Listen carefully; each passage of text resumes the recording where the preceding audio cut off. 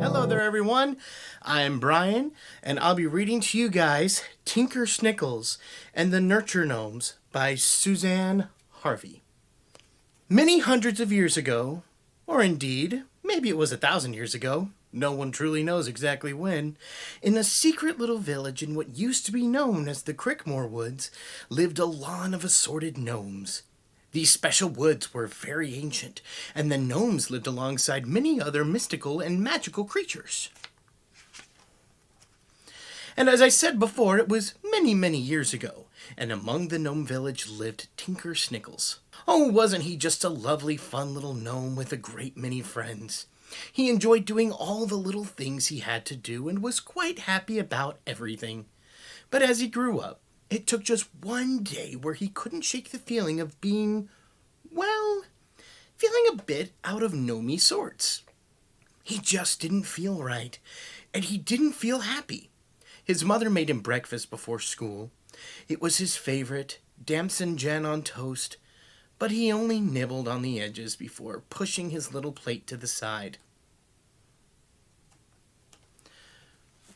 "What's wrong with you, Tinker Snickels?" Mummy Snickels asked. "I don't quite know," he mumbled. "I'm feeling a little oddity-odd today. I'm sure I'll be fine later." He met up with his friend Half Pint on the way to school and explained he wasn't feeling his usual chirpy self. Half Pint tried to cheer him up during breakfast time and gave everyone funny nicknames. He called Tinker Snickels Stinker Snickels, which caused a great deal of laughter to everyone else, except Tinker Snickels. Later that evening, when Tinker Snickels had chores, he did them very half-heartedly, and rather than talk to somebody about how he was feeling, he just kept everything to himself. Suddenly, he felt he knew what was wrong with him. He was bored. He was bored of school, bored of chores, in fact, bored of the whole village. Now, boredom is a dangerous thing for a gnome, because they start to get quite naughty. That night he had a wonderful dream about the world outside of their little village. In his dream, he was waited on all the time. He was treated like a king. No one gave him silly nicknames, and no one made him do any chores. When he woke up, he remembered his dream and told his mother that he wanted a day off from doing any work around the house. "A day off?" Mommy Snickles said. "But you only have to do some little jobs. I don't ask you to do much." "I'm tired," groaned Tinker Snickels. In truth, he was growing up to be rather a little lazy gnome, and this is when he started to change. He didn't fetch the fruit water that afternoon after school, so when he asked for a drink later with his dinner, Mummy Snickles explained that there wasn't any. When Tinker Snickles asked for a candle to go to his room to read, Mummy Snickles had to explain that he hadn't brought them in from the shed, so there were none. Tinker Snickles became furious and he stomped off to bed, banging his toe on the end because it was so dark. This made him even more cross. Ooh, what a pickle he was in. Later that evening, when it was quite dark outside, Daddy Snickles came home from work. Mommy Snickles told him about this incident, and Tinker Snickles could hear his parents talking about him in hushed tones. He found it difficult to sleep, and he tossed and turned until eventually he drifted off. After a fidgety night, he woke up very early and decided without too much thinking that he would go on a journey. He would follow his dreams and go and find another village to live in, a village where he would be totally looked after. He was still a little cross from the night before, and his toe was still sore. Tinker Snickles jumped out of bed with little gnome gusto and pulled on his clothes hastily but quietly. When he got near the door, he put on his little hat and crept quietly out of the house. Oh, he was a naughty little gnome. It was still dark, and he couldn't really see where he was going properly. If he'd have thought a little more, he might have got a lantern to help him see. If he had thought a little more after that, he might have stayed safe, warm, and cozy in bed. But off he set, and eventually he found the path out of the village. It didn't take Tinker Snickles long before he began to get a little scared. He wasn't used to the sounds of the deep, dark forest. the owls that hooted high up, ooh, ooh, or the flutter of a bird's wings in the tree every time he trod on a stick. He was being very stubborn, and with his heart beating a little too fast, and feeling it was a little too late to turn back, he trudged onwards. He had walked such a very long way. Remember, gnomes have little legs, and Tinker Snickels began to get very tired. As he rested on a little rock and looked around, he could see some lights in the distance. He was so excited! The light seemed to softly gleam from a small cottage in a large garden surrounded by the most beautiful wildflowers. He gingerly walked up to the house, looking all around before him, knocking on the door. It creaked open. And there in the firelight glow was an elderly lady who greeted him warmly. "Well," she said, "this is very early for visitors, and who might you be?" "My name is Tinker Snickels, ma'am, and I've walked such a long way.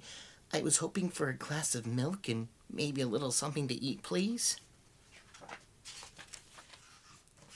"Oh, you'd better come in then, Tinker Snickels. My name is Lillian Rose, and I'm the dressmaker in our village." She sat Tinker Snickels down at the big table, heated up some milk, and gave him some bread, freshly baked from the oven. The smell was delicious.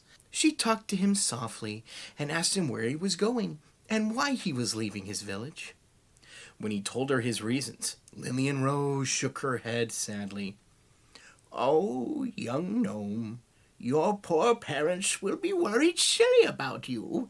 You shouldn't be leaving home or talking to strangers. And goodness me, everyone has to do some chores sometimes." Tinker Snickels suddenly felt very silly and very sad. Lillian Rose was right. He'd done a very foolish thing. He'd run off without thinking, run off leaving his family and friends. Why hadn't he found someone to talk to? He sat there churning it all over in his mind. Oh, what had he done? Lillian Rose patted his shoulder. "Listen to me. You can stay here and get warm. And then I would advise you, go back home. It'll be light soon, and the forest won't seem as scary." As he sat by the warmth of the fire, he watched Lillian Rose get out her sewing kit and began working on a hat. She sewed colored ribbon, delicate lace, shiny buttons, and white pearls onto a pretty hat.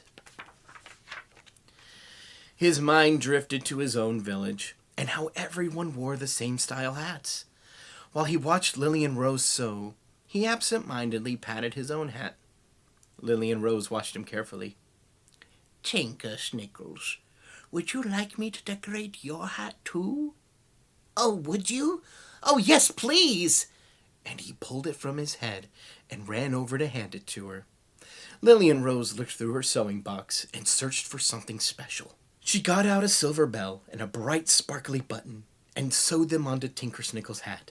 He laughed and wobbled his head to make it jingle. Ding-a-long, ding-a-long. Then he danced around, jingling and jingling and wobbling some more until he got dizzy and fell over. They both laughed. Lillian Rose explained that everything in her sewing kit was quite magical. Tinker Snickels had been blessed with a very special bell, and every time he did a good deed for someone, she would know. She would hear his bell ring, and that would be the perfect way to know that he was back home and he was safe. When it was time for Tinker Snickels to leave, Lillian Rose gave him some little treats for the way, and from behind the door she gave him a little bag. She told him not to look into it, as it was a surprise for when he got home. He promised he wouldn't. Lillian Rose helped him put the bag across his shoulder. She made a slight hole in the bag without Tinker Snickels seeing. He waved her goodbye with his jingle bell ringing as he walked through the forest, and he felt happier and a lot lighter, all because he talked about how he was feeling. By the time he jingle-jangled back to the Crickmore Woods, the whole gnome village was running around. They had been looking for him everywhere, inside all the nooks and crannies that gnomes can hide in, holes in the tree trunks and behind mushrooms. Daddy Snickels saw him first and boomed, "Tinker Snickels, where have you been?" The whole of Crickmore Village heard Daddy Snickels' voice and stood very still, listening and watching. A little more gently, Daddy Snickels said, "We're so glad you're safe." He wrapped him in his arms and walked him home. He took him inside to Mommy Snickels, and word got around the village in a quick time that he was safe. The whole village sighed with relief, because gnomes are always very busy, and went back to their day. While he was sitting at the table, Tinker Snickels told his parents about Lillian Rose, how she gave him milk and warm bread, and how she decorated his hat, and that for every good deed his bell would ring. He suddenly remembered the bag Lillian Rose had given him, but when he reached inside, it was empty. Tinker Snickels was so sad. He saw the little hole and realized that what he had been given had been lost. Mommy Snickels gave him a hug. "Never mind," she whispered. "Maybe you'll find something when you're not expecting it, and you'll know just what was lost from the bag." She also said he could have a day off from his chores and could start again tomorrow, especially as he'd had such an adventurous morning. Tinker Snickels jumped down from the table. "No, Mom, I'm going to go do them now." Off he went with a little jingle. No time like the present. Over the next few months, Tinker Snickels did so many good things that the mayor of the village, Mayor Freckett, decided that everyone who did good deeds and was kind to others would be awarded with a little bell and a small shiny button. And that is how they became known as the Nurture Gnomes. The Crickmore Woods began to be full of the jingle and chimes of bells ringing and happy gnomes going throughout their day. And what of Lillian Rose? Well, one day, Tinker Snickels was collecting wood, and he saw lovely wildflowers growing in the forest. He scratched his head and wondered, where had they come from? Some looked very similar to Lillian Rose's cottage garden. He had tried to find her home again, but guessed that he had walked in the wrong way, because he never found it. In truth, he hadn't wanted to go too far out of the village in case he got lost. In his heart, though, he knew that she would always hear his bell jingle. Meanwhile, in another little village outside of the woods, Lillian Rose sat in her cozy, warm cottage and listened out for the sounds of whispered jingles in the wind. She also remembered the bag she gave to Tinker Snickels. It was full of wildflower seeds, and when he left her cottage, he had been planting them while he walked. Lillian Rose loved wildflowers, so if you ever see some in a park or the woods, it could be that was the way Tinker Snickels walked all those hundreds or indeed thousands of years ago. The end. I hope you guys enjoyed this fun reading of Tinker Snickels and the Nurture Gnomes.